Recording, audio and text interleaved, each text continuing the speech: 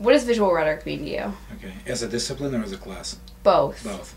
Okay, as a discipline, I think it's been around for a long time because people have used visuals to communicate, to persuade for thousands of years. But it's in the writing studies tradition as a discipline, it has been neglected, I think, because the primary means of, when people say writing, they mean words. When people say persuasion, written persuasion, they mean verbal persuasion.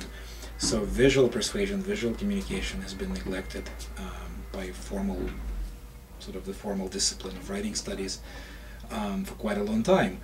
And I think with the explosion of visual media, the ease with which we can use visual media to communicate, to influence one another in the 21st century, late 20th century, it has become obvious to a lot of people that we need to start paying more attention to this stuff.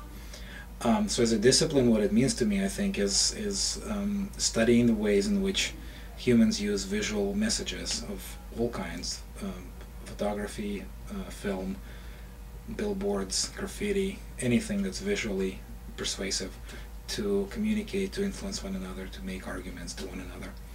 And as a class, the idea of this class several years ago came out of the notion that, okay, you can teach people a lot of skills. You can teach them how to use programs to design visual documents, but they also need an understanding of fundamentals, theories behind those design projects, for example. So that's kind of how the class came about.